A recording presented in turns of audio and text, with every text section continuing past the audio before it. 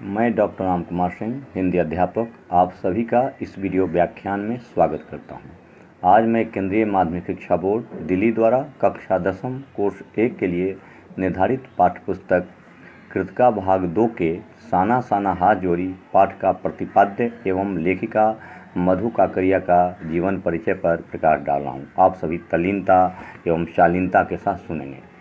तो सबसे पहले मैं लेखिका मधु काकड़िया का परिचय बता रहा हूँ, जीवन परिचय आप ध्यान से सुनेंगे।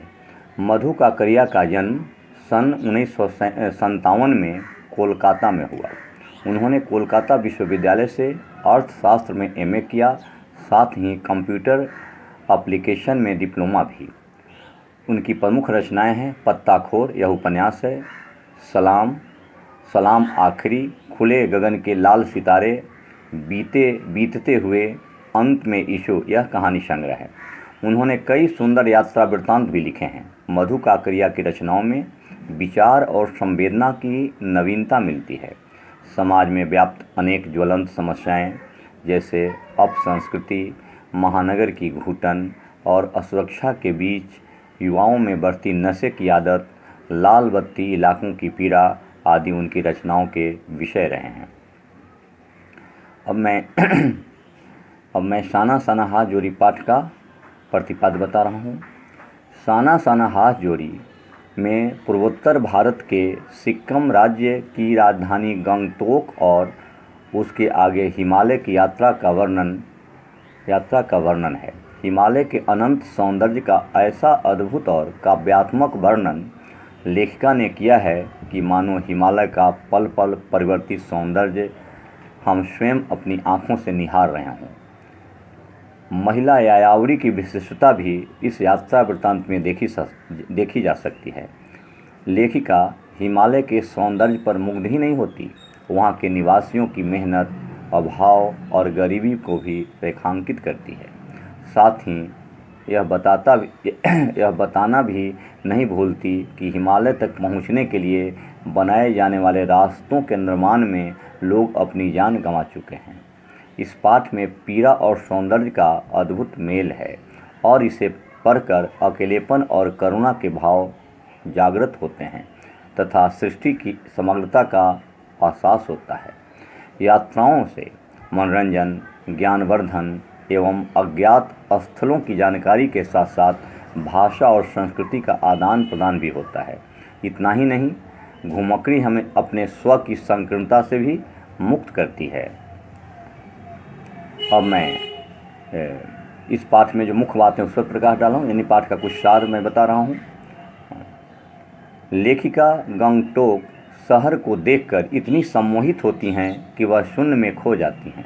अचानक उसके ओठों से कुछ छूने लगता है जो उसने सुबह एक युवती से सीखा था। साना साना हाथ जोड़ी गर्दहूँ प्रार्थना, हामरो जीवन तिमरो कौशली, अर्थात छोटे छोटे हाथ जोड़कर प्रार्थना कर रही हूँ कि मेरा सारा जीवन अच्छाइयों को समर्पित हो।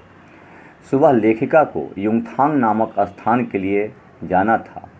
गंगटोक से 149 किलोमीटर की दूरी पर युमथांग था। लेखिका को बर्फ़ से ढकी चोटियाँ देखने का बहुत शौक़ था। उनके ड्राइवर कम गाइड जितेन नार्गे ने बताया कि युमथांग यानी घाटियाँ सारे रास्ते हिमालय की गहनतम घाटियों और फूलों से लदी वादियों से ढकी मिलती थी। जीप पर जाते समय रास्ते में उन्हें सफ़ेद बौद्ध पताकाएँ दिखाई दीं।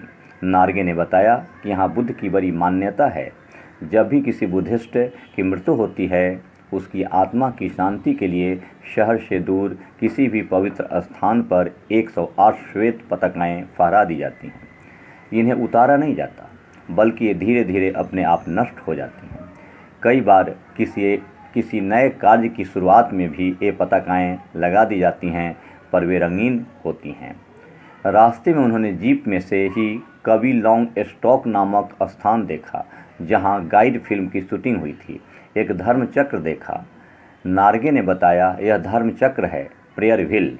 इसको घुमाने से सारे पाप धुल जाते हैं। धीरे धीरे ऊंचाई बढ़ने के साथ नीचे देखने पर घाटियों में पेड़ पौधों के बीच ताश के घरों की तरह छोटे छोटे घर दिखाई दे रहे थे। हिमालय अपने विराट रूप तथा वैभव के साथ सामने आने वाला था। देखते ही देखते रास्ते वीरान, संकरे और जलेबी की तरह घुमावदार होने लगे थे।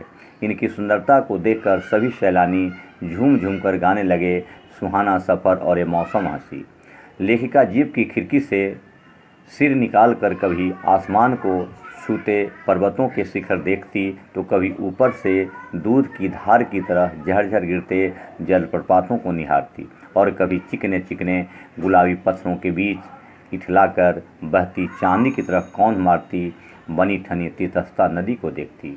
रास्ते में एक झरना जिसे सभी ने कैमरे में कैद कर लिया, वह था 7 सिस्टर्स वाटरफॉल। इसे देखकर ऐसा लगता था कि भीतर के सभी तामसिक विचार तथा दुष्ट वासनाएं इसकी निर्मल धारा में बह गए हों। जितेन ने लेखिका को यह कहकर कि आगे इससे भी सुंदर नज़ारे मिलेंगे, आगे बढ़ने को मजबूर कर दिया। लेखिका हिमालय के माया और छाया के अनूठे खेल को देख रही थी। वहाँ अपने को निरंतर दे देने की अनुभूति कराते पर्वत, झरने, फूलों, घाटियों और वादियों के पहली बार एहसास हुआ जीवन का आनंद है यही चलायमान सौंदर्य। ऐसा लग रहा था कि हम ईश्वर के बहुत निकट हैं। इस पाठ में पीड़ा और सौंदर्य का अद्भुत मेल है और इसे पढ़कर अकेलेपन और करुणा के भाव जागृत होते हैं तथा सृष्टि की समग्रता का एहसास होता है। तो यह रहा लेखिका मधु काकरिया का सामान्य परिचय एवं साना साना हाथ जोड़ी पाठ का प्रतिपाद्य। आज इतना ही, धन्यवाद।